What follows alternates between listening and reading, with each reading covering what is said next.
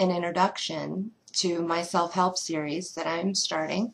For 10 years, I went to 12-step groups. Most of us will know 12 steps from AA, Alcoholics Anonymous. However, there are many kinds of 12-step groups. Since we have found out that addictions of all kinds, even cleaning or hoarding, are addictions. They're all the same thing and they all come from the same place within us. Therefore, just about any 12-step meeting will help you no matter what your issue is. I have told people to find and go to a 12-step meeting, and a lot of times the first response is defensive. Even me personally, the first time being told to go to a 12-step meeting by a therapist, I was probably 17, and she said, go to a 12-step meeting. And I said, I'm not an alcoholic. Why would I do that? She said, well, your father was an alcoholic, and you are an adult child of an alcoholic. And I left that therapist and did not go back. However, the message still came through to me. And I began going to 12-step groups, adult children of alcoholics. And this is my original paper that I got way back then. And I'd like to go over this with you. When I went over this with family members and friends, they stated that these characteristics of an adult child of an alcoholic are everyone's characteristics. And I was like, wow. So everyone is acting like an adult child of an alcoholic. Oh my gosh, why was I born here? So just going to go on with it. The characteristics. The characteristics we seem to have in common due to having been brought up in an alcoholic household. And understand, alcoholic is just a key word. You may use abusive, rageaholic, disconnected, emotionally abandoned, whatever you choose, however your childhood was. And I hope you had an idyllic childhood, and this is not for you. Just fast forward, get past this. Great. But more than likely, this is for you. And I love you. I want to share. Okay. Number one, I'm not going to list them all one by one. I'm just going to go ahead and read. Open your heart and mind and listen. We became isolated and afraid of people and authority figures. We became approval seekers and lost our identity in the process. We are frightened by angry people and any personal criticism. We either become alcoholics, marry them, or both, or find another compulsive personality such as workaholic to fulfill our sick need for abandonment. To fulfill our sick need for abandonment. We live life from the viewpoint of helping and seeking victims. We are attracted by that weakness in our love and friendship relationships. We have an overdeveloped sense of responsibility, and it is easier for us to become connected with others rather than ourselves. This enables us to not look too closely at our own faults. We get guilt feelings when we stand up for ourselves instead of giving in to others. We became addicted to excitement, and that could be people that jump off bridges for fun, jumping out of airplanes. There's a lot of jumping when I think of excitement. However, it can be race cars, driving too fast on the highway, consistently, always, getting joy out of physically dangerous activities or illegal activities even. This one's really important to me. Number 9. We confuse love with pity and tend to love people we can pity and rescue. We have stuffed back our feelings from our traumatic childhoods and have lost the ability to feel or express our feelings. It hurts so much, which is a form of denial. We judge ourselves harshly and have very low self-esteem, sometimes compensated for trying to appear superior. We are dependent personalities who are terrified of abandonment and will do anything to hold on to a relationship in order not to experience painful abandonment feelings, which we received from living with sick people who were never there for us emotionally. Alcoholism is a family disease, and we become para-alcoholics and took on the characteristics of that disease, whether or not we picked up the drink. Para-alcoholics are reactors rather than actors. Think about that. Are you reacting? Somebody says something, hits you with a ball, basically, emotionally, verbally.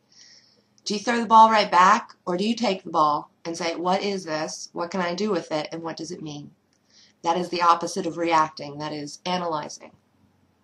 We have trouble maintaining a healthy sense of our sexuality and its roles in our intimate relationships.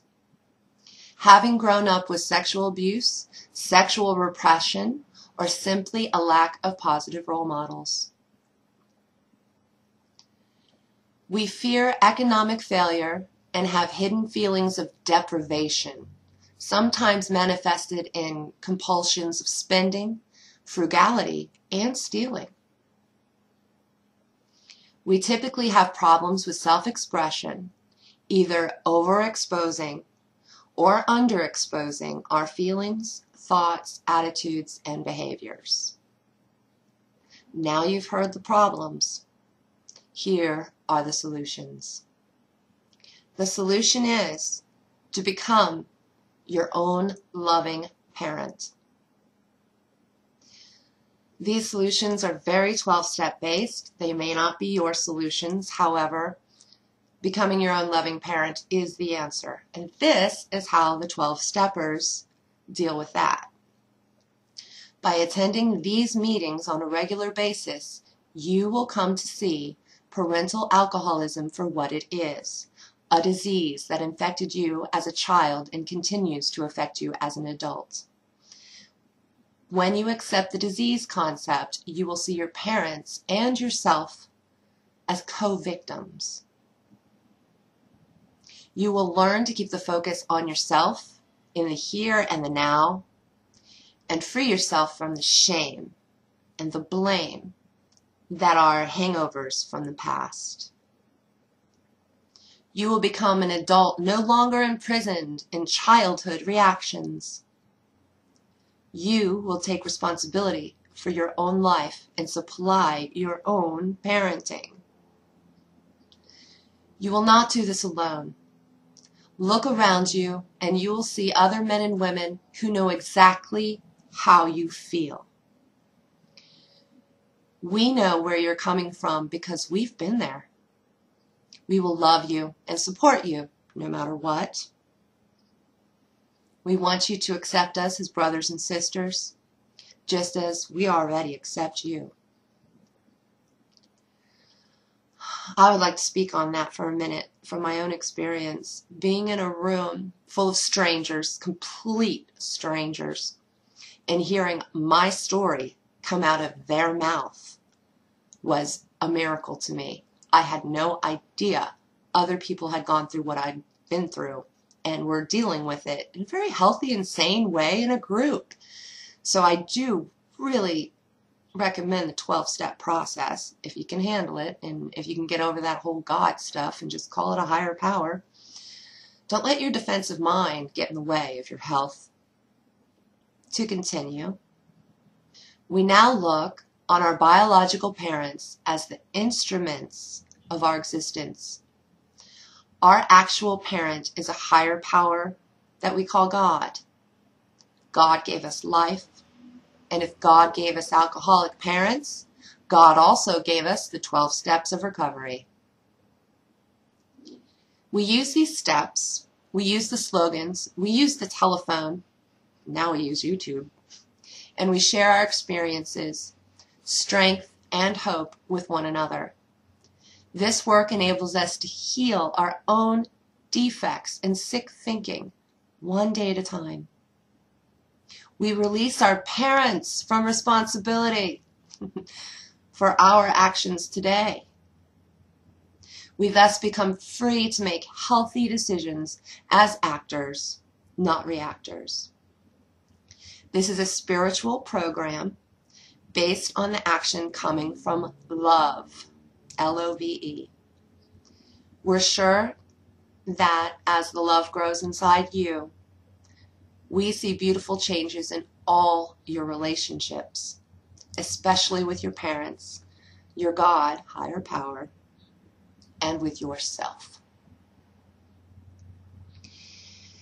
And as an homage to the wonderful people who made the 12 steps, I will go through the 12 steps.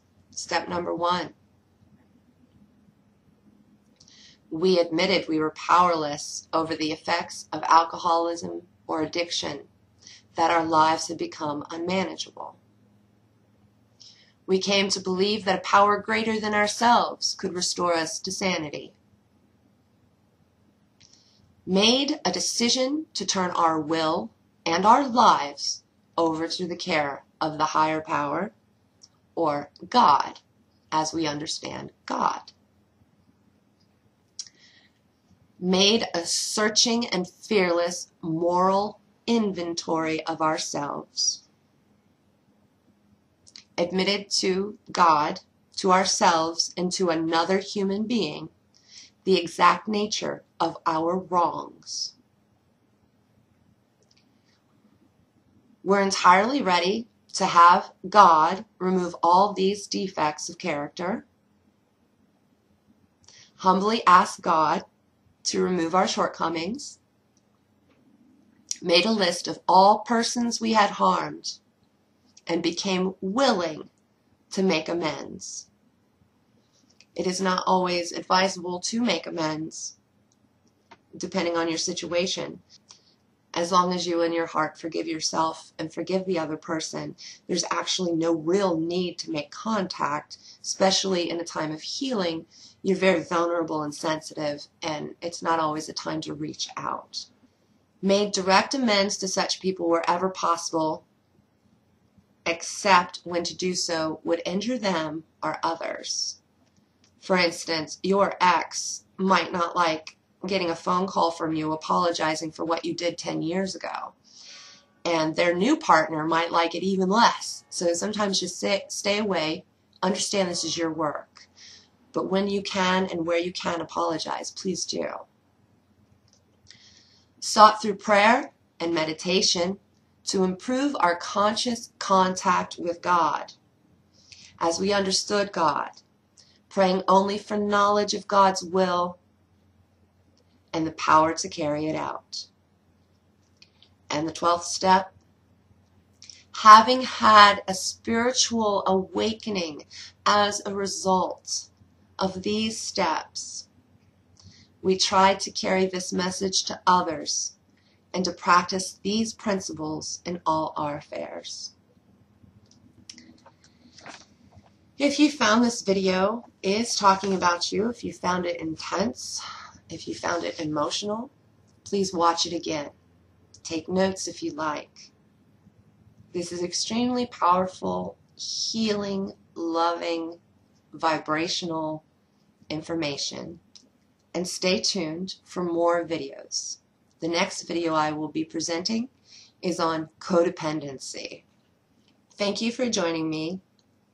I really hope this helps. Blessings and namaste.